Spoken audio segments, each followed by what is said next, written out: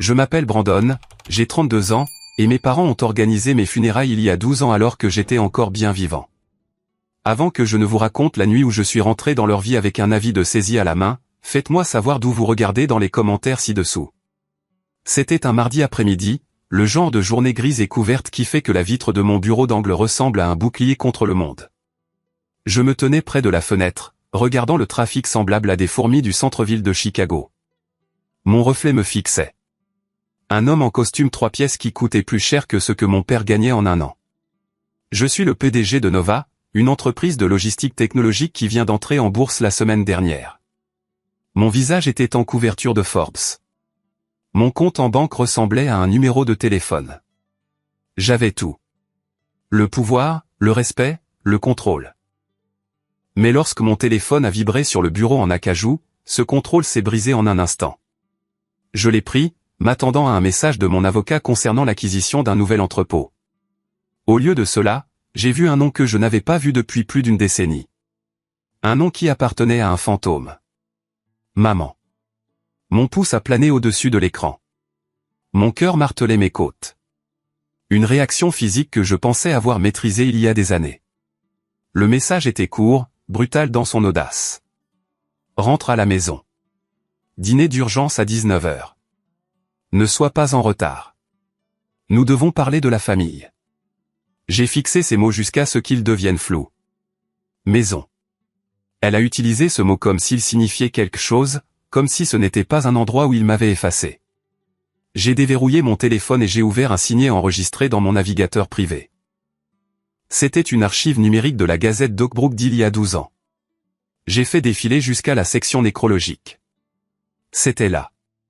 Flou mais lisible. Brandon Reed, 19 ans, décédé tragiquement. Fils bien-aimé de Reginald et Beatrice Reed, frère de Paxton. Un service privé a eu lieu. Ils avaient enterré un cercueil vide. Ils avaient accepté les plats des voisins. Ils avaient porté du noir et versé des larmes de crocodile. Et maintenant, 12 ans plus tard, parce qu'ils avaient vu mon visage aux informations à côté du mot « milliardaire », j'étais soudainement ressuscité. J'ai ri. Ce n'était pas un rire joyeux. Il était sec, froid et tranchant. J'ai appuyé sur le bouton de l'interphone sur mon bureau. « Sarah, mettez-moi Donovan en ligne. » Immédiatement. Donovan n'était pas seulement mon avocat d'entreprise. C'était la seule personne qui connaissait la vérité. Il est entré dans mon bureau 2 minutes plus tard, tenant une tablette, l'air aussi calme qu'un chirurgien avant une opération. Ils ont pris contact, a demandé Donovan, sans même avoir besoin de regarder mon téléphone. Elle a envoyé un texto, ai-je dit, me retournant vers la fenêtre. Un dîner d'urgence ce soir. Le timing est prévisible, a dit Donovan en tapotant sur son écran. L'entreprise de construction de Reginald vient de faire défaut sur son 3e prêt. La banque s'apprête à saisir leurs actifs. Et Paxton, eh bien, votre frère a été occupé. À quel point occupé? Dettes de jeu. De grosses dettes. Il doit de l'argent à des gens qui n'envoient pas de lettres. Ils envoient des rotules brisées. Il se noie, Brandon. Ils ne vous appellent pas parce que vous leur manquez. Ils vous appellent parce que vous êtes une bouée de sauvetage faite d'argent. J'ai serré la mâchoire si fort que mes dents m'ont fait mal. Je me suis souvenu de la dernière fois où j'avais vu Paxton.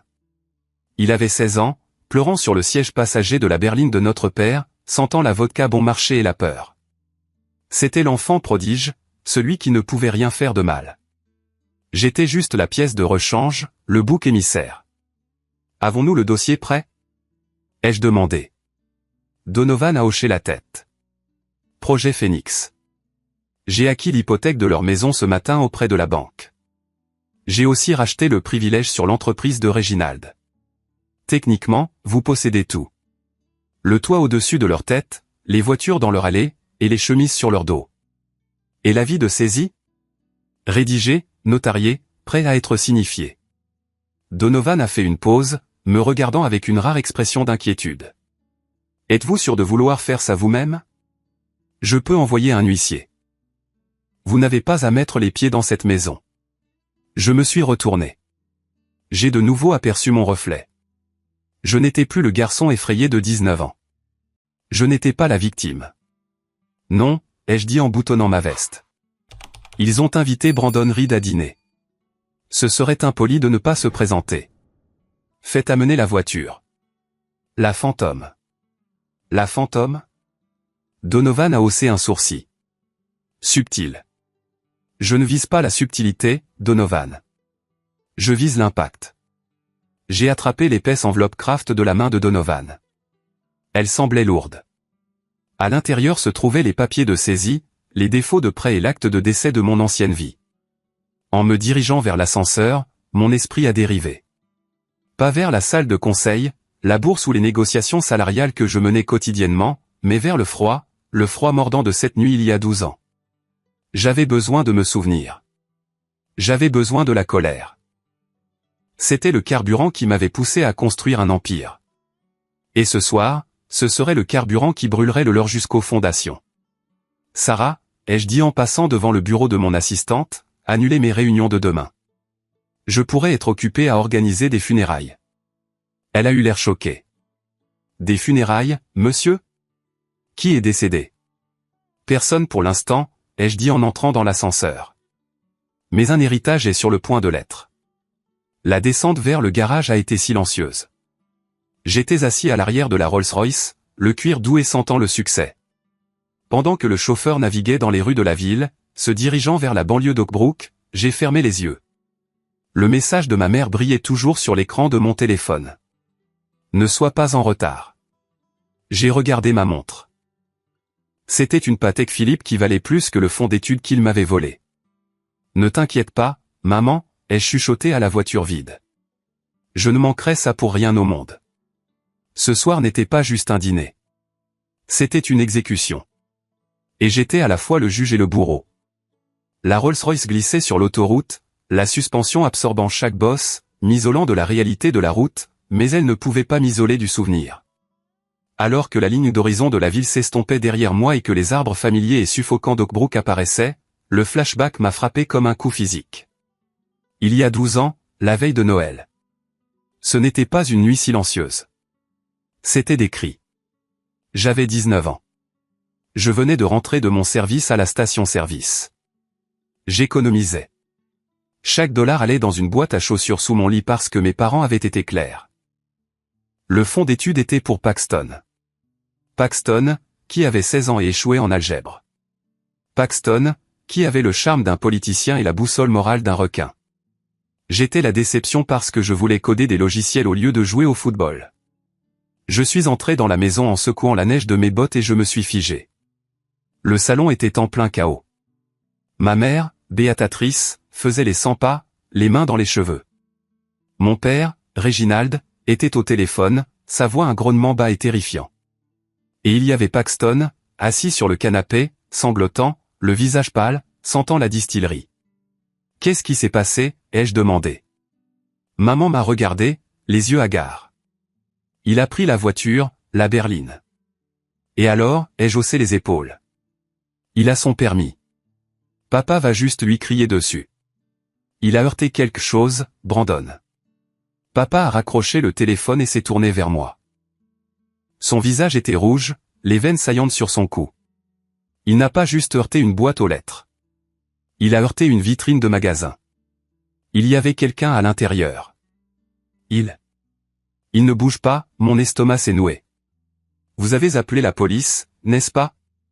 Vous avez appelé le 911. Non, a hurlé maman. On ne peut pas. Paxton a un entretien pour une bourse la semaine prochaine. S'il est arrêté pour conduite en état d'ivresse, s'il est accusé d'un crime, sa vie est finie. Le scandale nous ruinerait. L'entreprise de ton père repose sur la réputation. J'ai regardé Paxton.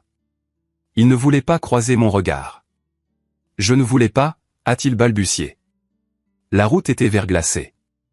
Il était ivre, ai-je dit, ma voix s'élevant. Il est ivre en ce moment. Vous devez appeler les flics. Réginald s'est approché de moi. C'était un homme grand, imposant. Il m'a attrapé par les épaules. Nous n'appelons pas la police pour ton frère. Nous allons régler ça. Comment, ai-je demandé en tremblant. C'est toi qui conduisais, a dit Réginald. Le monde s'est arrêté. Quoi? C'est toi qui conduisais, a répété Réginald, sa prise se resserrant. Tu prends le blâme. Tu dis que tu as dérapé sur la glace. Tu as 19 ans. Tu es un adulte. Tu auras une mise à l'épreuve. Peut-être un permis suspendu. Mais Paxton est mineur. Ils le jugeront comme un adulte à cause de l'alcool. Ça le détruira. Vous êtes fou? J'ai repoussé ses mains. Je ne vais pas aller en prison pour lui. C'est lui qui l'a fait. Il doit apprendre.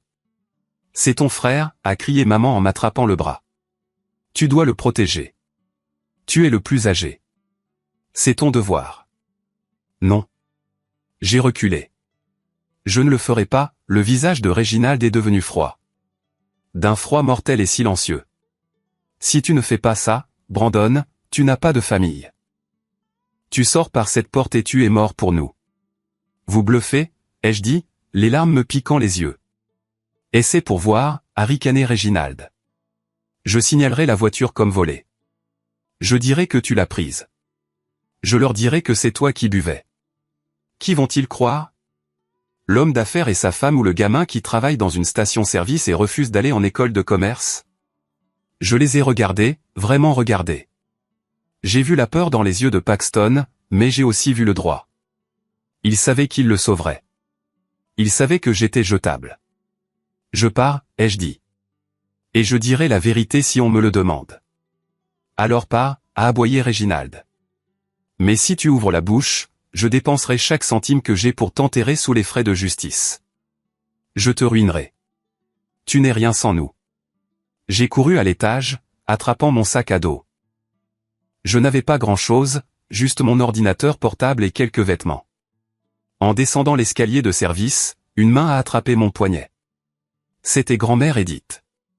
Elle vivait dans l'appartement attenant, silencieuse comme une souris. Elle était la seule à m'avoir jamais écouté.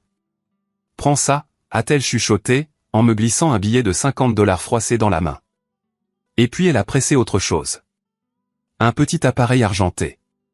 Un dictaphone. Je les ai enregistrés, a-t-elle soufflé, les yeux écarquillés de peur. J'ai entendu des cris. Je l'ai allumé. Garde-le en sécurité, Brandon. Ne les laisse pas le trouver. Grand-mère, viens avec moi, ai-je supplié. Je ne peux pas. Je suis trop vieille. Je ne ferai que te ralentir. Va-t'en. Cours, mon enfant, et ne regarde pas en arrière jusqu'à ce que tu sois assez fort pour les combattre. Je suis sorti en courant par la porte de derrière, dans la neige. Je n'ai pas arrêté de courir jusqu'à ce que j'atteigne la gare routière. J'y ai grelotté pendant 6 heures jusqu'à l'arrivée du premier bus pour Chicago. 2 jours plus tard, j'ai vu la nouvelle en ligne. La police avait trouvé la voiture abandonnée dans un ravin à des kilomètres de l'endroit où l'accident s'était réellement produit. Elle avait été incendiée. L'accident au magasin a été signalé comme un délit de fuite avec un véhicule non identifié. Et puis, une semaine plus tard, la nécrologie est apparue. Brandon Reed, décédé. Il ne m'avait pas renié. Il m'avait effacé. Ils ont dit aux voisins que je m'étais enfui et que je m'étais suicidé par honte. Ils ont organisé un service commémoratif. Ils ont enterré une boîte de pierre ou rien du tout, je ne savais pas. Ils ont utilisé ma mort pour susciter la sympathie, pour détourner la communauté de toute rumeur sur le comportement sauvage de Paxton. J'étais un fantôme assis à l'arrière de la Rolls-Royce. Maintenant, 12 ans plus tard, j'ai touché la poche intérieure de ma veste de costume. Le dictaphone était là. J'avais numérisé l'audio il y a des années, l'avais sauvegardé sur une douzaine de serveurs cloud, mais j'avais gardé l'original. C'était mon arme. Grand-mère Edith avait raison. Je n'avais pas regardé en arrière. J'avais eu faim. J'avais cumulé 3 emplois. J'avais appris à coder par moi-même à la bibliothèque publique. J'ai créé ma première application, puis ma deuxième. Puis j'ai fondé Nova. Je suis devenu milliardaire, non par cupidité, mais par un besoin désespéré d'être si puissant que Réginald Reed ne pourrait plus jamais me toucher. La voiture a ralenti. Nous sortions de l'autoroute. Le panneau indiquait « Oak Brook ». Nous approchons du centre-ville. Voulez-vous aller directement à la résidence? Non, ai-je dit, ma voix stable, bien que mes mains tremblent légèrement. Arrêtez-vous à la banque sur Main Street.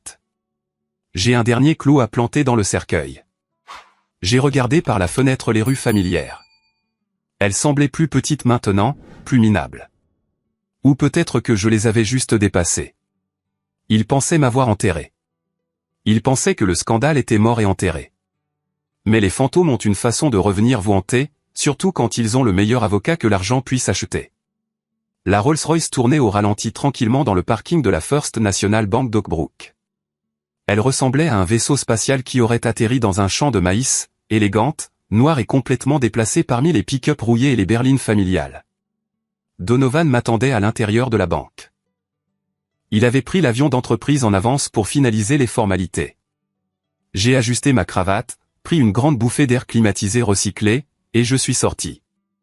Le vent m'a frappé. Le même froid mordant d'il y a 12 ans. À l'intérieur, le directeur de la banque, M. Henderson, avait l'air sur le point de s'évanouir. Il transpirait abondamment. Il savait qui j'étais, ou plutôt, il savait qui j'étais devenu. Monsieur Reed, balbutia Henderson en s'essuyant le front avec un mouchoir. C'est inattendu de vous voir vivant. Et ici. Laissez tomber les amabilités, Henderson, ai-je dit en m'asseyant dans le fauteuil en cuir en face de son bureau sans lui serrer la main. Donovan se tenait à côté de moi, posant une mallette sur la table. Mon conseil me dit que les papiers sont prêts. Oui, bien sûr. Henderson a poussé une pile de documents vers moi. L'acquisition du portefeuille de dette appartenant à Reed Construction, et l'hypothèque personnelle de Reginald et Beatrice Reed. Tout est là. J'ai feuilleté les pages. Les chiffres étaient stupéfiants. Mon père, le grand homme d'affaires qui prêchait la responsabilité fiscale, se noyait. Il avait contracté une deuxième et une troisième hypothèque. Il avait mis en gage les actifs de l'entreprise pour payer des dettes personnelles. Où est passé l'argent, ai-je demandé en montrant une série de retraits totalisant plus de 2 millions de dollars au cours des 3 dernières années. Henderson a jeté un regard nerveux à Donovan, puis à moi. Virement de casino, site de jeux en ligne et paiement de règlement. Règlement ? J'ai levé les yeux. À qui ? Diverses personnes, des jeunes femmes, des propriétaires de bars, des gens qui menaçaient d'aller à la presse pour des incidents. Paxton, ai-je dit, ce n'était pas une question. Oui, a chuchoté Henderson. Votre frère a des habitudes coûteuses et un mauvais caractère. Vos parents ont payé pour le garder hors de prison pendant une décennie. Ils ont vidé les comptes de l'entreprise. Ils ont vidé leur retraite. Ils ont même liquidé le trust d'héritage qui avait été créé par votre grand-père. J'ai senti une vague de rage. Ce trust était censé être pour tous les petits-enfants et grand-mère Edith. Et ces comptes ? Henderson a baissé les yeux sur ses chaussures. Ils ont obtenu une procuration sur ses actifs il y a 5 ans. Ont prétendu qu'elle était sénile. Ils ont vidé ses comptes aussi. J'ai refermé le dossier. Le bruit a résonné dans le bureau silencieux comme un coup de feu. Ils avaient tout volé, pas seulement à moi, mais à la seule personne dans cette maison qui avait réellement une âme. C'étaient des vautours qui picoraient les os pour nourrir le parasite qu'était Paxton. Je possède tout maintenant, ai-je demandé, chaque centime. Donovan a confirmé. Vous êtes le créancier principal. Vous pouvez exiger le remboursement des prêts immédiatement. Vous pouvez saisir la maison, les voitures, l'équipement de l'entreprise aujourd'hui. Bien. J'ai signé le document final avec un paraphe. Henderson, vous avez terminé ici, monsieur. Transférez les titres de propriété à Vanguard Holdings, ma société écran, et pas un mot à mes parents que je suis le propriétaire. Pour autant qu'ils sachent, la banque détient toujours la créance. Bien sûr, monsieur Reed. Discrétion absolue. Je suis sorti de la banque. L'air froid semblait un peu moins mordant maintenant. J'avais les munitions maintenant. J'avais besoin du mobile. Je savais pourquoi ils voulaient que je sois là, mais j'avais besoin de les entendre le dire. J'avais besoin de voir le regard dans leurs yeux quand ils essaieraient de me manipuler une dernière fois. De retour dans la voiture, je me suis tourné vers Donovan. Quelle est la situation actuelle de Paxton ? Donovan a vérifié sa tablette. C'est grave. Il doit 350 000 $ à un usurier à Chicago. La date limite est demain. S'il ne paie pas, ils ont promis de lui casser les jambes. C'est pourquoi votre mère vous a envoyé un texto aujourd'hui. Ils ne veulent pas d'une réunion de famille, Brandon. Ils veulent un chèque. Ils veulent que je sauve le monstre qu'ils ont créé, ai-je dit en secouant la tête. Ils m'ont sacrifié pour le protéger et maintenant ils veulent que je paie pour sa survie. C'est une stratégie audacieuse, a noté sèchement Donovan, parier sur le pardon d'un fils mort.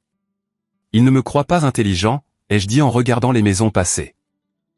Nous entrions dans mon ancien quartier maintenant. Ils pensent que je suis toujours le gamin émotif et doux qu'ils ont mis à la porte. Ils pensent qu'ils peuvent me faire culpabiliser. Maman va pleurer. Papa va parler d'héritage et de sang. Ils n'ont aucune idée de qui entre par cette porte. J'ai vérifié l'heure.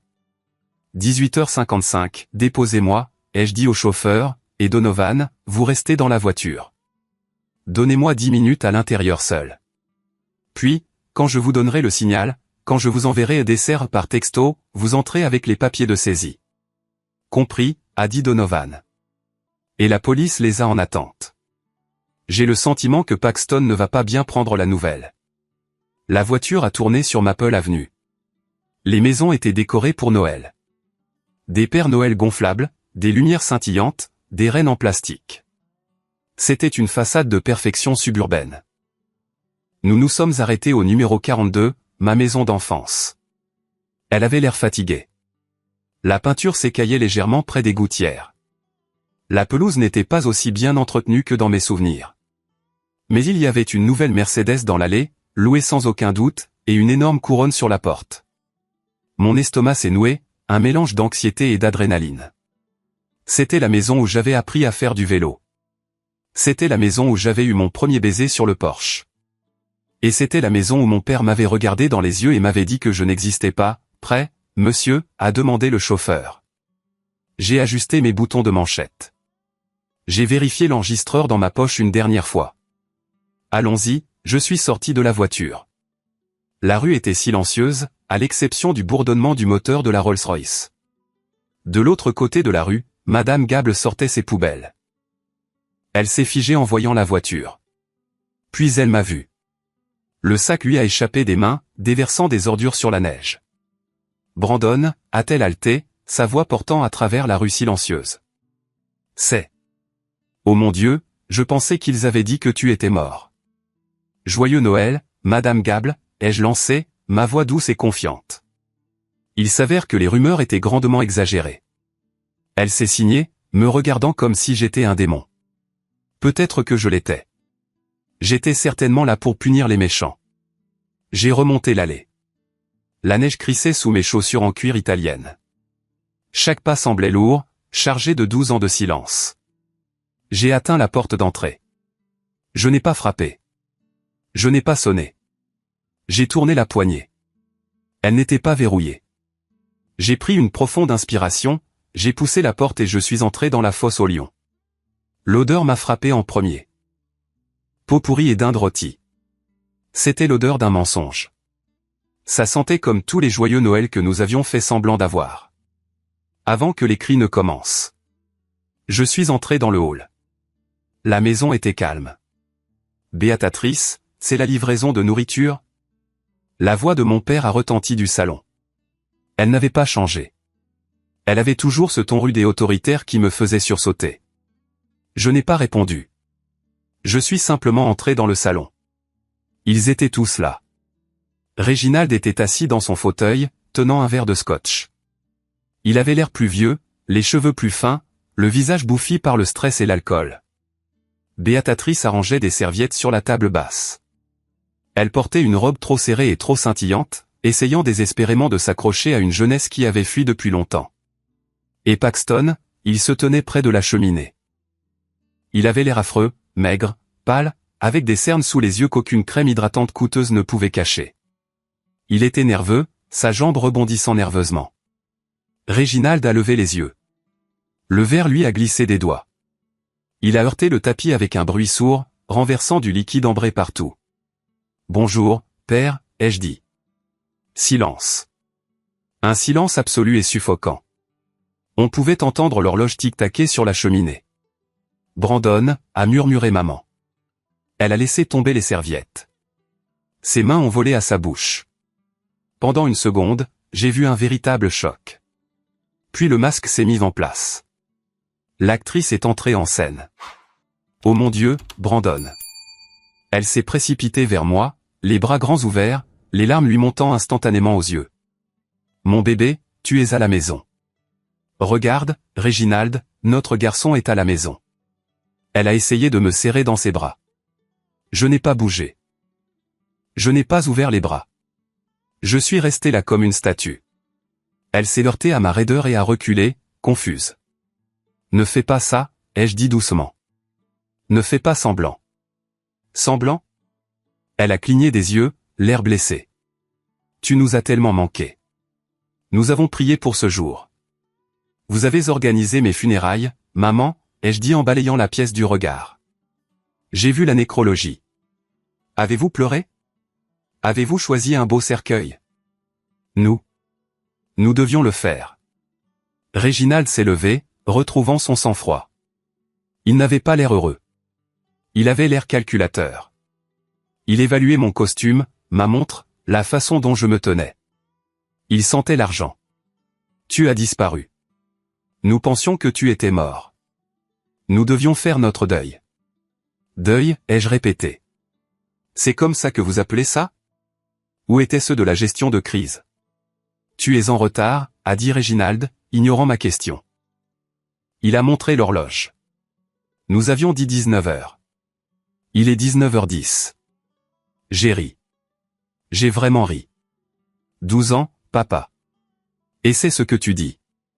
Que je suis en retard. Tu penses que parce que tu as de l'argent maintenant, tu peux manquer de respect à cette maison. Réginald s'est avancé, essayant de m'intimider. Mais je n'avais plus 19 ans. J'avais 3 pouces de plus que lui maintenant, et je m'entraînais tous les jours. Je n'ai pas bronché. Je l'ai regardé de haut. Il s'est arrêté, réalisant que la dynamique du pouvoir avait changé. Et, frérot, a pris la parole Paxton, sa voix se brisant. Il a forcé un sourire qui ressemblait à une grimace. Ça fait longtemps. Tu as l'air en forme. Riche, Paxton.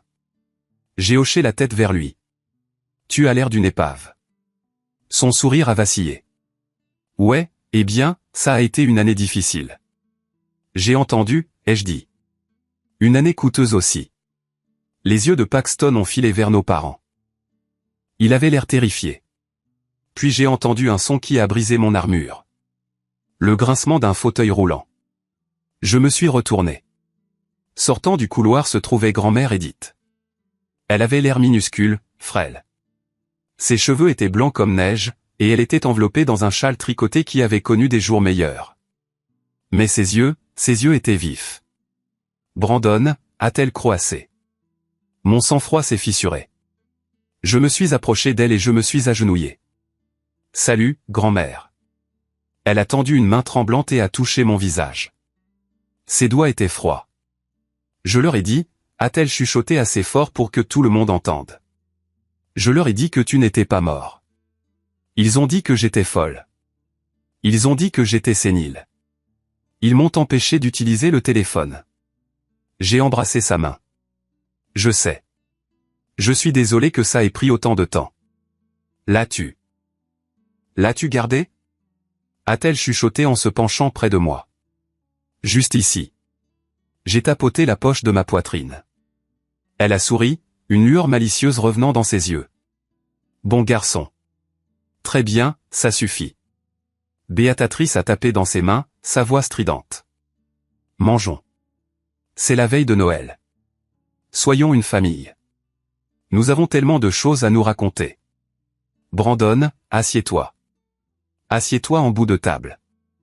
Je me suis levé et j'ai aidé grand-mère à se diriger vers la salle à manger. Je ne m'assois pas en bout de table, maman.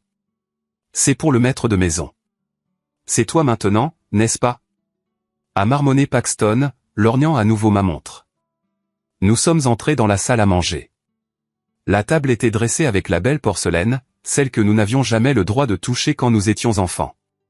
Il y avait une dinde, de la purée de pommes de terre et un énorme plateau de cocktail de crevettes. J'ai fixé les crevettes. Vous avez oublié, ai-je dit. Oublié quoi? A demandé maman, versant du vin avec une main tremblante. Je suis allergique aux crustacés, maman. Depuis que j'ai 6 ans. Ma gorge se ferme. Elle s'est figée. Oh. Oh, quel idiote. C'est juste avec toute cette excitation. Ne les mange pas, prends de la dinde. C'était un petit détail, mais il disait tout. Ils ne me connaissaient pas. Ils ne se souciaient pas de me connaître. Pour eux, je n'étais pas un fils. J'étais un distributeur de billets qui venait d'entrer par la porte. Je me suis assis. Reginald s'est assis en face de moi. Paxton s'est assis à ma droite, agité comme un toxicomane. Alors, a commencé Reginald, coupant sa dinde avec agressivité. Forbes. C'est une belle réussite. La logistique, n'est-ce pas? La logistique technologique, ai-je corrigé? La gestion de la chaîne d'approvisionnement pilotée par l'IA, c'est ça? Les ordinateurs, a-t-il agité une fourchette avec dédain. Nous sommes fiers de toi, fils. Vraiment. Nous avons toujours su que tu avais du potentiel. C'est pourquoi nous étions si durs avec toi, pour te pousser. J'ai serré ma fourchette. C'est ce que c'était? Me pousser? Je pensais que c'était me rabaisser. C'est de l'eau qui a coulé sous les ponts, a chanté maman, souriant si fort que ça semblait douloureux. La famille, c'est la famille. Nous te pardonnons de t'être enfui. Vous me pardonnez, ai-je demandé en posant mon couteau. Eh bien, tu nous as fait beaucoup de peine en partant comme ça, a-t-elle dit. Mais nous sommes prêts à passer outre, surtout maintenant. Nous avons une proposition pour toi, Brandon. Une façon pour toi de vraiment revenir dans le giron, pour assurer l'héritage des Reed. Ça y est. Le discours. Je me suis adossé à ma chaise, croisant les bras. Je vous écoute. L'air dans la pièce était si épais qu'on pouvait s'étouffer. Paxton était pratiquement en train de vibrer, buvant son vin comme si c'était de l'eau. Reginald s'est raclé la gorge, endossant son personnage de négociateur d'affaires. L'entreprise de construction, a commencé Reginald, traverse une phase de transition. Le marché est difficile, mais nous avons des bases solides. Nous avons juste besoin d'une injection de liquidité pour surmonter une petite difficulté. Quelle petite difficulté, ai-je demandé, gardant mon visage impassible. 5 millions, a dit Reginald. Il a essayé de paraître désinvolte, mais sa voix s'est légèrement cassée sur le chiffre. Un investissement. Nous te donnerions des actions, bien sûr. 10% de l'entreprise. Et pour Paxton? J'ai regardé mon frère. Eh bien, a interjeté maman. Paxton a quelques dettes personnelles. Juste un malentendu avec de mauvaises personnes. Environ 350 000 $. Si nous réglons ça, il pourra se concentrer sur son rôle de vice-président de l'entreprise. Alors, ai-je résumé? Vous voulez que je vous donne 5,3 millions de $ en échange de quoi? Une part d'une entreprise en faillite et le plaisir de votre compagnie. Il s'agit de la famille, a crié maman, les larmes apparaissant à nouveau sur commande. Il s'agit d'aider ton frère. Nous sommes en danger, Brandon. Ces hommes. Ils feront du mal à Paxton. Pourquoi devrais-je m'en soucier, ai-je demandé calmement. La table est devenue silencieuse. Excuse-moi. Paxton a claqué son verre. Je suis ton frère. Tu es le gars qui m'a laissé prendre le blâme pour ta conduite en état d'ivresse, ai-je dit. Tu es le gars qui m'a regardé me faire mettre à la porte dans la neige et n'a pas dit un mot. C'était il y a longtemps, a crié Reginald. Arrête de vivre dans le passé. Nous t'offrons une chance de faire à nouveau partie de cette famille. D'être un Reed. Un Reed, ai-je ironisé. Vous parlez du nom Reed comme si c'était de la royauté, mais regardons la réalité.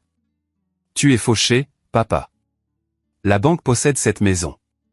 Tu as volé l'argent de la retraite de grand-mère et toi, ai-je pointé Paxton, tu es un criminel. Comment oses-tu? Béatatrice s'est levée. Après tout ce que nous avons fait pour toi. Qu'avez-vous fait pour moi? Je me suis levé aussi, ma voix s'élevant. Vous m'avez effacé. Vous avez organisé des funérailles. Savez-vous ce que ça fait de voir sa propre nécrologie? De savoir que vos parents préféreraient avoir un fils mort plutôt qu'un fils désobéissant? Nous l'avons fait pour protéger la famille, a rugi Reginald en frappant du poing sur la table. Paxton avait un avenir. Nous ne pouvions pas laisser une erreur ruiner sa vie. Tu dérivais de toute façon. Nous avons pris une décision de commandement. Une décision de commandement, ai-je répété. Pour commettre une fraude, déposer un faux rapport de police, mentir à tout le monde. Personne ne sait, a sifflé maman. Et personne ne le saura jamais. C'est fini. Vraiment? J'ai plongé la main dans ma poche et j'ai sorti le dictaphone. Il était vieux, en plastique argenté rayé. Le visage de Béatatrice est devenu blanc. Réginald s'est figé. Grand-mère Edith a laissé échapper un doux bourdonnement satisfait. Qu'est-ce que c'est, a chuchoté Paxton. Ça, ai-je dit, c'est la veille de Noël il y a 12 ans. J'ai appuyé sur lecture. L'audio était faible mais clair. La voix de Réginald. Si tu ne fais pas ça, Brandon, tu n'as pas de famille. Tu sors par cette porte et tu es mort pour nous. La voix de maman. C'est ton frère. Tu dois le protéger. La voix de Paxton, sanglotant. Je ne voulais pas le heurter. J'étais ivre. La voix de Réginald. Nous signalons la voiture comme volée. Nous mettons ça sur le dos de Brandon. J'ai cliqué sur arrêt. Le silence était assourdissant. Paxton avait l'air sur le point de vomir. Béatatrice s'est affalée sur sa chaise. Tu nous as enregistrés, a chuchoté Réginald. C'est grand-mère qui l'a fait, ai-je dit. Elle me l'a donné avant que je parte. Cette sorcière, a grogné Réginald en se tournant vers sa propre mère. Je savais que nous aurions dû te mettre dans une maison de retraite. Ne lui parle pas comme ça, ai-je crié. Ma voix a résonné contre les murs. Tu es fini, Réginald. Tu es fini. Tu ne peux pas utiliser ça, a balbutié Réginald, la sueur coulant sur son visage. C'est illégal. Prescription. En fait, ai-je souri. Obstruction à la justice concernant un délit de fuite criminelle impliquant des lésions corporelles. La police est très intéressée à rouvrir cette affaire, surtout depuis que j'ai retrouvé la personne que Paxton a heurtée. Monsieur Henderson à la banque m'a parlé des règlements. J'ai retrouvé la famille de la victime. Ils attendent la justice. Tu as parlé à la police? A halté maman. Ils sont en route, ai-je dit. Mais ce n'est pas tout. J'ai sorti mon téléphone et j'ai envoyé un texto à Donovan. Dessert. Je ne suis pas venu ici pour vous donner de l'argent, ai-je dit en faisant le tour de la table. Je suis venu ici pour équilibrer les comptes. La porte d'entrée s'est ouverte. Donovan est entré, flanqué de 2 grands hommes en costume, de la sécurité privée, et de 2 policiers en uniforme. Qu'est-ce que c'est, a crié Réginald. Sortez de ma maison. Ce n'est pas votre maison, ai-je dit. Donovan m'a tendu les papiers. Je les ai jetés sur la dinde. Ils ont atterri avec un bruit lourd. Avis de saisie, ai-je annoncé. J'ai racheté la dette, papa. Je possède l'hypothèque. Je possède les prêts de l'entreprise. Et comme vous êtes en défaut sur tous, j'exerce mon droit de saisir les actifs. Tu as racheté notre dette, tremblait Béatatrice. Chaque centime. Vous me devez 18 millions de dollars. Et comme vous ne pouvez pas payer, j'ai regardé autour de la pièce, je prends la maison. Tu ne peux pas faire ça, a crié Paxton en se levant d'un bond. Nous sommes une famille. C'est le moment qui change tout, ai-je dit, le regardant droit dans les yeux. Le moment où j'ai finalement repris le contrôle de ma vie. Si vous appréciez l'histoire, veuillez cliquer sur le bouton j'aime et commenter le partie ainsi dessous. Cela aide plus de gens à voir la vérité. Merci d'avoir écouté. Vous avez 30 minutes pour quitter les lieux, leur ai-je dit. Prenez vos effets personnels. Laissez les meubles. Laissez les objets de valeur.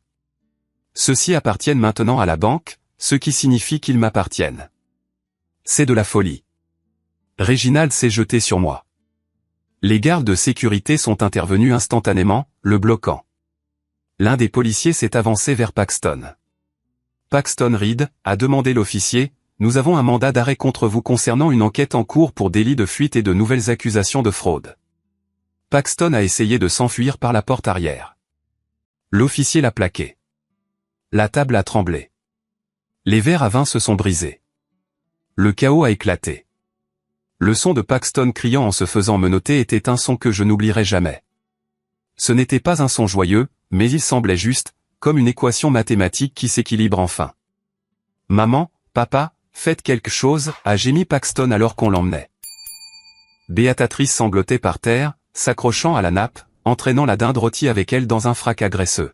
« Mon bébé, pas mon bébé. » Réginald se tenait là, fixant les papiers de saisie tachés de sauce. Il avait l'air brisé. L'arrogance avait disparu, remplacée par la prise de conscience terrifiée d'un homme qui avait perdu son royaume. « Brandon, a-t-il roqué. S'il te plaît, nous pouvons arranger ça. Je peux diriger l'entreprise pour toi. Je connais les clients. L'entreprise est en cours de dissolution, papa, ai-je dit froidement. Je vends les actifs pour payer les créanciers, y compris ceux que Paxton doit. J'efface l'ardoise. Où irons-nous, a-t-il demandé, sa voix tremblante. Nous n'avons nulle part où aller. J'ai entendu dire que la Floride est agréable à cette période de l'année, ai-je dit. Ou peut-être un motel. Vous avez réussi à enterrer un fils. Je suis sûr que vous pouvez trouver comment louer un appartement. Je lui ai tourné le dos. Je me suis approché de grand-mère Edith. Elle était assise calmement au milieu des décombres de sa famille, un petit sourire aux lèvres. Prête à partir, grand-mère ? Ai-je demandé. Je suis prête depuis 12 ans, a-t-elle dit. J'ai fait signe aux gardes de sécurité. Aidez Madame Reed à monter dans la voiture. La Rolls-Royce. Tu l'emmènes ? Maman a levé les yeux, le mascara coulant sur son visage. C'est ma mère et vous lui avez volé son argent, ai-je dit. Donovan déposera des accusations pour abus de personnes âgées et vol financier demain. Vous aurez de ses nouvelles. N'essayez pas de quitter l'État. Les gardes ont emmené grand-mère en fauteuil roulant. Je les ai suivis. Je me suis arrêté à la porte. J'ai regardé en arrière, vers la maison. Les lumières de Noël scintillaient toujours. Le panneau « Joyeuse fête » était toujours sur le mur, mais les gens à l'intérieur étaient finis. Réginald et Béatatrice étaient laissés seuls dans les ruines de leur dîner, entourés de verres brisés et de la froide réalité de leur choix. Je suis sorti dans la neige. L'air était vif, pur. Madame Gable était toujours debout sur son porche de l'autre côté de la rue, regardant les voitures de police. « Bonne nuit, Madame Gable » ai-je salué. Je suis monté dans la Rolls-Royce. Grand-mère était installée sur la banquette arrière, enveloppée dans une couverture chauffante que j'avais préparée pour elle. « Où allons-nous » a-t-elle demandé alors que la voiture s'éloignait, laissant les gyrophares bleus des voitures de police se refléter sur la neige. « À l'aéroport » ai-je dit en lui prenant la main. « Nous allons dans la Napa Valley. J'y ai un vignoble. Il fait chaud et le vin est meilleur que celui que papa servait. » Elle a serré ma main. « Je suis fier de toi, Brandon. Pas à cause de l'argent, mais parce que tu es revenu pour moi. » J'ai regardé par la fenêtre alors que ma maison d'enfance disparaissait dans le rétroviseur. Je ne me sentais pas triste. Je ne me sentais pas coupable. Je me sentais libre. Ils ont essayé de m'effacer, ai-je chuchoté. Je leur ai juste rendu l'appareil. 6 mois. C'est exactement le temps qu'il a fallu pour démanteler un mensonge qui avait couvé pendant plus d'une décennie. Je me tenais sur le balcon de mon domaine dans la Napa Valley. Le soleil du matin transformait les vignobles vallonnés en une mer d'or. L'air ici était différent d'Oakbrook. Il ne sentait pas la neige et les secrets. Il sentait la terre, les raisins et la liberté. Mais aujourd'hui, mon esprit était de retour dans cette banlieue glaciale de Chicago, regardant un flux en direct sur ma tablette. Sur l'écran, un bulldozer jaune a rugi pour s'animer. Sa griffe métallique s'est élevée haut dans le ciel gris avant de s'abattre sur le toit du numéro 42, Maple Avenue. La maison n'a pas opposé beaucoup de résistance. Le bois s'est fendu. Les cloisons sèches ont explosé en poussière, et le panneau « Joyeuse fête » qui était resté depuis cette fatidique veille de Noël a été écrasé sous les chenilles de la machine. Tu le regardes ? Je me suis retourné. Grand-mère Edith était assise dans son fauteuil roulant, une couverture sur les genoux, tenant une tasse de thé. Elle avait l'air mieux. Ses joues avaient de la couleur pour la première fois depuis des années. Le soleil de Californie lui allait bien. Ouais, ai-je dit, en inclinant l'écran pour qu'elle puisse voir. C'est presque fini. Bon débarras, a-t-elle marmonné en prenant une gorgée de thé. Cette maison n'a jamais eu de bonne fondation. Trop de pourriture dans les fondations. Elle ne parlait pas de l'architecture. Les suites de ce dîner avaient été rapides et brutales. Mon avocat, Donovan, était un requin qui sentait le sang, et ma famille se vidait de son sang. La saisie a été finalisée en un temps record. Comme je détenais la dette, j'ai accéléré l'expulsion. Mes parents étaient à la rue dans les 48 heures suivant mon départ. Mais prendre leur maison n'était que le début. L'arrestation de Paxton avait déclenché un effet domino. La police a rouvert l'enquête sur le délit de fuite d'il y a 12 ans. Avec l'enregistrement audio du dictaphone et mon témoignage, le procureur de district n'a pas hésité. Ils ont retrouvé le rapport de police original où mon père avait signalé la voiture comme volée. Ils ont fait correspondre la chronologie. Ils ont retrouvé les reçus de l'atelier de carrosserie où la voiture avait été secrètement réparée avant d'être incendiée. Une trace écrite que mon père était assez arrogant pour conserver dans ses dossiers privés.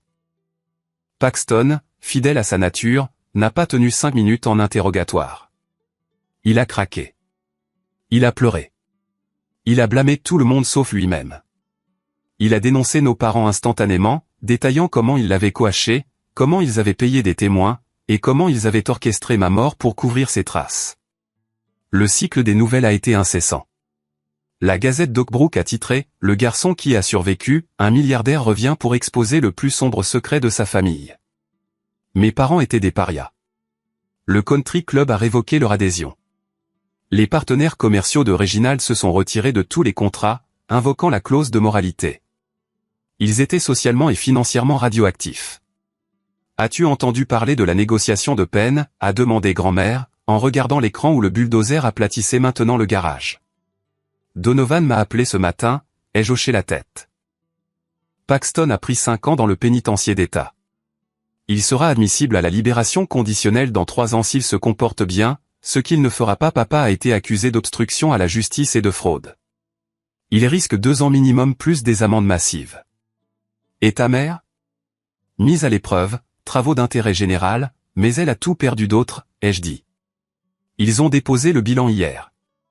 Le tribunal a saisi le reste de leurs actifs pour payer le dédommagement à la famille de la victime. La victime? C'était la partie de l'histoire que les nouvelles ne connaissaient pas encore. La partie que j'avais gardée privée. Je dois aller en ville, grand-mère, ai-je dit en posant la tablette. J'ai un rendez-vous. Avec lui, a-t-elle demandé doucement. Avec lui. J'ai pris la Rolls-Royce, mais cette fois, j'ai conduit moi-même. Je ne voulais pas de chauffeur. Je devais faire ça seul. J'ai quitté la vallée et je me suis dirigé vers la ville de San Francisco. Ma destination n'était pas une salle de conseil ou une banque. C'était un petit centre de réadaptation modeste en périphérie de la ville. J'ai garé la voiture et je suis entré dans le hall. L'odeur d'antiseptique m'a piqué le nez. J'ai demandé la chambre 304. À l'intérieur, un homme était assis près de la fenêtre, dessinant dans un carnet. Il avait à peu près mon âge, peut-être 1 an de moins. Il était en fauteuil roulant. Il s'appelait Marc. Il y a 12 ans, Marc était un étudiant qui travaillait de nuit dans une supérette. Il sortait les poubelles lorsqu'une berline a dérapé sur la glace, a sauté le trottoir et l'a coincé contre le mur de briques. Le conducteur a fait marche arrière et est parti en trombe, laissant Marc saigner dans la neige avec la colonne vertébrale brisée. Mon frère a fait ça. Mes parents ont couvert l'affaire, et Marc a passé la dernière décennie dans un fauteuil. Ses rêves de devenir architecte brisaient en même temps que ses vertèbres. Monsieur Reed, a dit Marc en entrant. Il n'avait pas l'air en colère. Il avait l'air fatigué, mais ses yeux étaient gentils. Appelez-moi Brandon, s'il vous plaît, ai-je dit en m'asseyant sur le bord du lit. Comment allez-vous? Mieux, a souri Marc. Le chèque de règlement de la saisie des actifs de vos parents a été encaissé.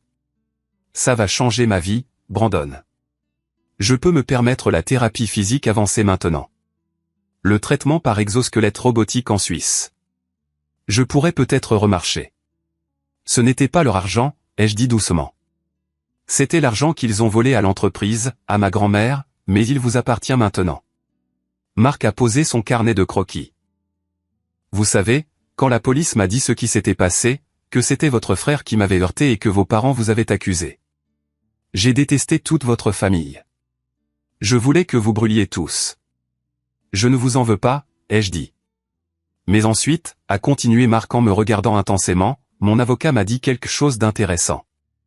Il a dit que depuis 5 ans, un donateur anonyme payait mes factures médicales, payait les frais de scolarité de ma sœur pour qu'elle puisse s'occuper de moi, payait pour cet établissement. J'ai baissé les yeux sur mes mains. Je n'en avais parlé à personne, pas même à Donovan. J'ai commencé à suivre les paiements, a dit Mark. Il provenait d'une société écran, Vanguard Holdings. La même société qui vient de racheter la dette de vos parents. Il a tendu la main et a pris la mienne. C'était vous, Brandon. Vous m'avez maintenu en vie pendant 5 ans. J'ai senti une boule dans ma gorge. J'ai appris votre existence quand j'ai commencé à gagner vraiment de l'argent. J'ai engagé un détective privé pour savoir ce qui s'était réellement passé cette nuit-là. Quand j'ai vu ce que Paxton vous avait fait et ce que mes parents avaient laissé faire, je ne pouvais pas rester les bras croisés. C'est moi qui me suis enfui. C'est moi qui ai pu recommencer à zéro. Pas vous. Vous ne vous êtes pas enfui, a dit fermement Mark. Vous avez survécu et vous êtes revenu pour arranger les choses. Ce n'est pas ce que fait un lâche, Brandon. C'est ce que fait un héros. Je ne suis pas un héros, ai-je dit, ma voix épaisse d'émotion. Je voulais juste équilibrer les comptes. Eh bien, a serré la main Mark. Considérez-le comme équilibré. La haine. C'est lourd, Brandon. Je l'ai porté pendant 12 ans. Vous l'avez porté aussi. Laissez-la ici. Sortez de cette pièce et laissez-la ici. Nous avons parlé pendant 1 heure de plus. Pas de l'accident, des procès ou de l'argent. Nous avons parlé d'architecture. Nous avons parlé de codage. Nous avons parlé de l'avenir. En quittant le centre, je me sentais plus léger, physiquement plus léger. Le nœud de rage qui était assis dans ma poitrine depuis mes 19 ans avait disparu. Mon téléphone a vibré alors que je remontais dans la voiture. C'était une notification de mon agent immobilier à Oakbrook. Sujet, 42 Maple Avenue. Message, démolition terminée. Le terrain est déblayé. Le transfert de titre à la Fondation pour la jeunesse d'Oakbrook est finalisé. J'ai souri. Je n'avais pas vendu le terrain. Je l'avais donné. Là où se tenait autrefois ma maison d'enfance, un lieu de mensonge et d'exclusion, il y aurait maintenant un centre communautaire pour les adolescents à risque. Des enfants qui avaient été mis à la porte, des enfants qui ne s'intégraient pas, des enfants qui avaient besoin d'un endroit sur où aller lorsque leur propre famille leur faisait défaut. Je suis retourné au vignoble alors que le soleil commençait à se coucher. Le ciel était strié de violet et d'orange. En rentrant à la maison, j'ai trouvé grand-mère Edith sur la terrasse. Mais elle n'était pas seule. Une femme était assise avec elle.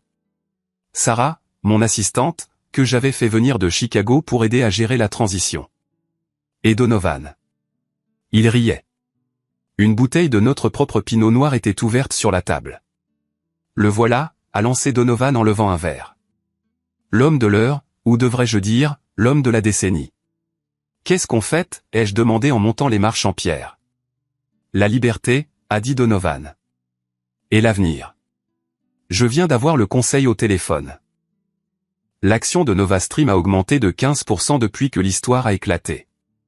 Apparemment, Wall Street adore un PDG qui se bat pour la justice. Je ne l'ai pas fait pour le cours de l'action, ai-je dit en m'asseyant à côté de grand-mère. Nous savons, a souri chaleureusement Sarah. C'est pourquoi les gens adorent ça. Grand-mère Edith m'a tapoté le genou. Ta mère m'a appelé aujourd'hui. Le rire à la table s'est éteint. Vraiment? Je me suis raidi. Comment a-t-elle eu le numéro? Elle a appelé la ligne principale de la cave, a dit grand-mère. Elle pleurait. Elle a dit qu'elle était dans un motel en Floride. Réginald l'a quittée. Il lui a reproché d'avoir trop choyé Paxton. Elle voulait savoir si je pouvais lui envoyer de l'argent. Pour le bon vieux temps. Qu'est-ce que tu lui as dit, ai-je demandé, mon cœur se durcissant. Grand-mère a pris une gorgée de vin. Elle a regardé le vignoble, ses yeux clairs et vifs. Je lui ai dit que ma mémoire n'était plus ce qu'elle était, a dit grand-mère avec un sourire malicieux. Je lui ai dit que je me souvenais vaguement d'avoir eu une fille, mais qu'elle était morte il y a 12 ans lorsqu'elle avait choisi un mensonge plutôt que son propre fils. Et puis j'ai raccroché. Je l'ai fixé pendant 1 seconde, puis j'ai commencé à rire. Un vrai rire. Un rire profond et secouant qui m'a fait monter les larmes aux yeux. Donovan s'est joint à moi. Puis Sarah. Nous sommes restés assis là, sous les étoiles, à rire jusqu'à en avoir mal aux côtes. Les fantômes étaient partis. Les vampires étaient affamés. Le cauchemar était terminé. Pour la première fois de ma vie, je n'étais pas Brandon le bouc émissaire. Je n'étais pas Brandon le fantôme. Je n'étais même pas Brandon le milliardaire. J'étais juste Brandon. Et j'étais à la maison. 3 ans ont passé depuis la démolition de la maison de Maple Avenue. Je me tiens devant un miroir en ajustant ma cravate. Ce n'est pas pour une réunion du conseil d'administration. Ce n'est pas pour une audience au tribunal. C'est pour un mariage. Mon mariage. Sarah, la femme qui a organisé ma vie chaotique pendant 5 ans, qui m'a soutenu lorsque la tempête médiatique était à son comble, qui a traité grand-mère Edith comme sa propre chair et son propre sang, m'attend au bout de l'allée. Grand-mère Edith a 90 ans maintenant. Elle se déplace un peu plus lentement, mais elle a refusé d'utiliser son fauteuil roulant aujourd'hui. Elle a insisté pour m'accompagner jusqu'à l'hôtel. Elle a dit qu'elle avait manqué sa chance de m'accompagner à l'arrêt de bus il y a 12 ans, et qu'elle n'allait pas manquer ça. Je suis sorti sur la pelouse du vignoble. Les rangs de vignes étaient lourds de fruits. L'air était doux. Il y avait environ 50 personnes. Pas une foule immense, juste les personnes qui comptaient. Mon équipe de Nova Stream. Donovan, qui était mon témoin. Marc, qui était là avec sa sœur. Marc était debout, s'appuyant sur une canne grâce à la thérapie par exosquelette, mais debout et fier. Et il y avait quelques-uns des enfants du centre de jeunesse d'Oakbrook, ceux qui m'avaient envoyé des lettres me remerciant de leur avoir donné un endroit où aller. J'ai regardé la foule. Je n'ai vu personne qui partageait mon ADN, à l'exception de grand-mère. Réginald est mort l'année dernière d'une crise cardiaque dans un appartement loué à Tallahassee. J'ai payé pour la crémation, mais je n'ai pas assisté au service. Il n'y avait plus rien à dire. Béatrice est toujours en Floride, travaillant comme hôtesse d'accueil dans un grand magasin. Elle envoie parfois des lettres. Je ne les ouvre pas. J'ai une boîte dans le grenier où elles vont, non ouverte. Peut-être qu'un jour je les lirai. Peut-être pas. Le pardon est un voyage et je n'y suis tout simplement pas encore. Paxton est toujours en prison. Il a écopé de 2 ans supplémentaires à sa peine pour s'être battu. Il m'écrit pour me demander de l'argent pour la cantine. Je lui envoie des livres à la place. Des livres sur l'éthique, la philosophie et le codage. S'il veut survivre, il doit apprendre à construire quelque chose, pas seulement à détruire. J'ai baissé les yeux sur grand-mère et dit alors que nous attendions que la musique commence. « Tu es beau », a-t-elle chuchoté en ajustant mon revers. « Tu es belle, grand-mère », ai-je dit. « Es-tu heureux, Brandon » a-t-elle demandé, ses yeux scrutant les miens. J'ai réfléchi à cette question. Pendant 12 ans, je me suis défini par mon traumatisme. J'étais le garçon qui avait été rejeté.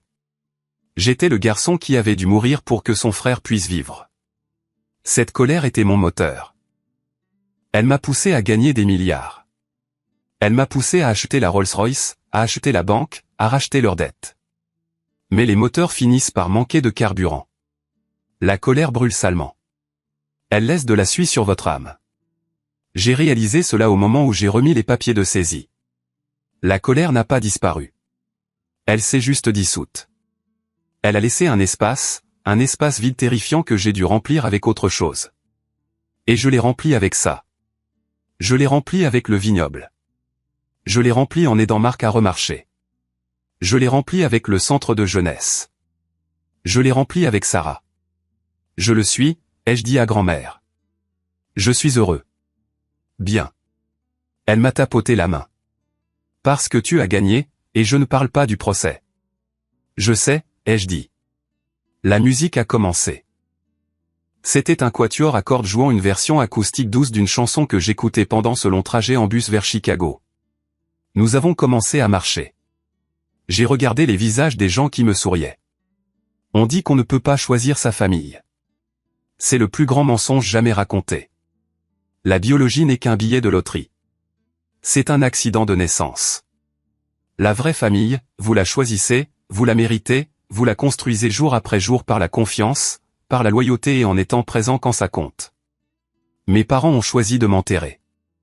Ils ont choisi un cercueil vide et une fausse nécrologie parce qu'ils aimaient leur réputation plus qu'ils n'aimaient leur fils. Mais ce faisant, ils m'ont fait le plus grand cadeau de tous. Ils m'ont libéré. S'il ne m'avait pas mis à la porte, s'il ne m'avait pas forcé à sortir dans la neige, je serais peut-être resté. Je serais peut-être devenu comme eux, amer, superficiel, piégé dans un tissu de mensonges pour protéger un ego fragile. Je serais peut-être devenu un facilitateur comme ma mère ou un tyran comme mon père.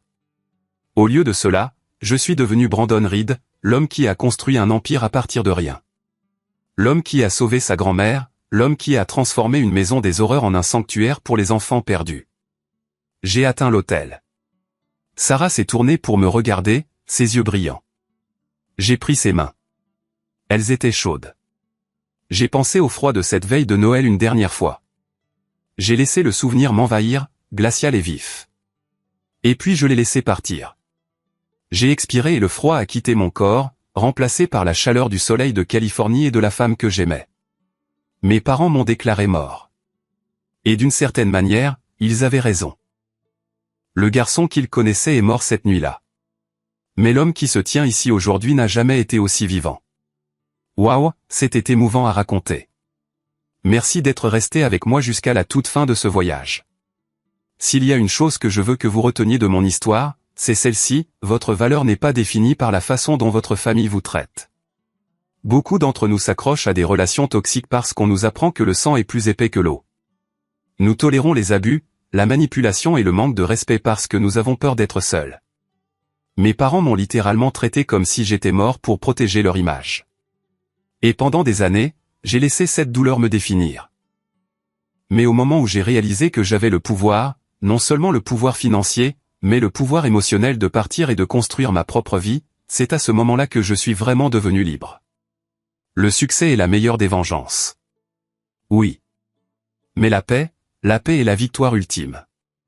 Vous n'avez pas besoin d'être milliardaire pour trouver cette paix. Vous avez juste besoin d'être assez courageux pour couper les ancres qui vous tirent vers le bas. Même si ces ancres s'appellent maman et papa. N'oubliez pas d'aimer et de vous abonner pour plus d'histoires de vérité et de justice.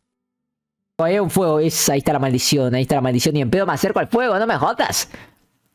Vale, acá nunca vine, para un poco. A ver, según yo, amigos, esta cueva es la que está abajo de mi casa, no estoy seguro, no estoy nada seguro. Pero de Blacky está muy cerca de mi casa, parece que no, pero él está atrás del bosque de Sakuras, amigos, está atrás. Y yo vivo en el bosque, así que estamos muy cerca. Probablemente nuestras casas están conectadas, de Blacky, no me jodas. Vale, consiguió un logro. Discreción secreta. Ay, ay, está lleno de ritual satánico. ¡Oh! Ay, rompí una vela y se armó el bardo. No, no, no, no. No me jodas. No me jodas. Quieto. No, por favor. Uf, uf. Vale, no puedo romper ni una vela. Estas caras de monster. Vale, vale, vale, vale. En realidad quiero llegar a una zona que está allá. Pero me intriga que hay acá también. Hay todo cosas ocultas, Acá hay cosas. Ah, mira, mira, más velas. Bueno, ya terminé de hacer mi granja de experiencia. Buena, de Blacky. No, no es que de Blacky va a un nivel. Vas muy avanzado, de Blacky. Vas muy avanzado, no me jodas. Vale. Para un poco. Para un poco. ¿Y esto? ¿Una escalera? No, no, no es una escalera. Me tomo un... no te puedo leer porque no puedo parar de estar agachado. No, no, una tina encontré. No me jodas. Un balde de agua. Vale, para un poco. ¿A dónde voy? Había que ir a un lugar.